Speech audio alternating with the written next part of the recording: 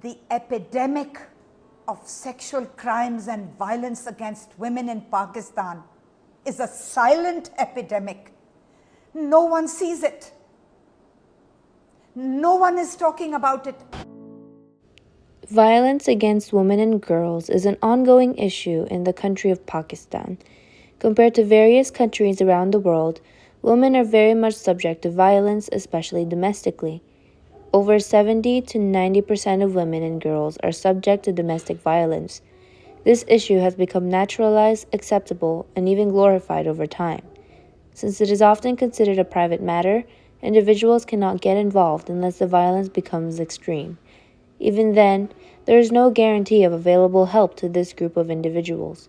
In Pakistan, the traditional view of women maintaining modesty and men displaying masculinity for honor remains, paving the way for the justification of violence. This is different from the society in which we live, as women and girls are often encouraged and have been able to step outside of the norm.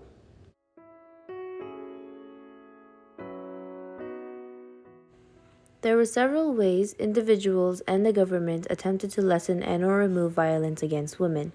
One of them, the National Commission on Status of Women, a department that ensured the effectivity of legislation for women in Pakistan, helped with gathering information, investigating, monitoring, and advising on issues regarding women's rights violation. The Pakistani Constitution also established several articles to reduce the violence against women throughout the country.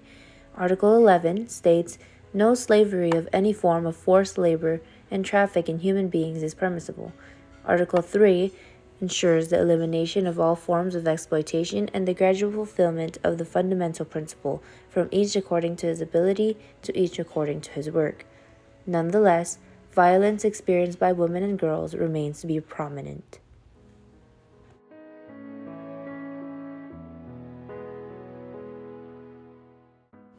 Most of the cases are still left unreported. Those that are reported become neglected or fail to reach the same level of outrage as other cases around the country. Additionally, the brutality and violence women experience are said to have increased over the last few years, especially during the peak of COVID-19. Due to the limitations that were placed globally in 2020, women's experience of violence was left even more unheard. They were forced to endure the violence that were laid upon them. Even though several protests, hashtags, and even bills are being disregarded, the support and small changes gathered by people around the world continue to be a bigger help than ignoring the issue altogether.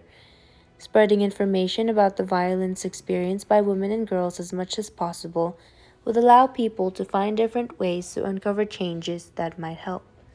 Through the newly formed awareness that individuals might have, different fundings or donations could arise to ensure that women and girls are able to access the help that they would need.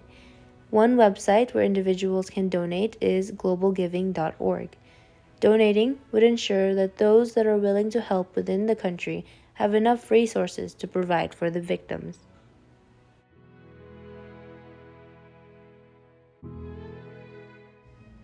There are several articles in the Universal Declaration of Human Rights that were violated by this issue.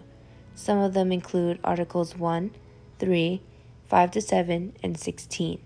Among all the articles listed, Article 5, which states no one shall be subjected to torture or to cruel, inhuman, or degrading treatment or punishment, proves to be strongly violated.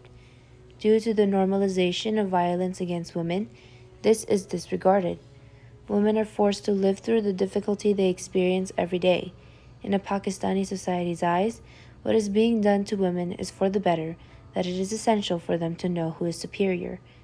They are not given a chance to escape this life for fear of being criticized or worse, experience a harsher punishment or torture.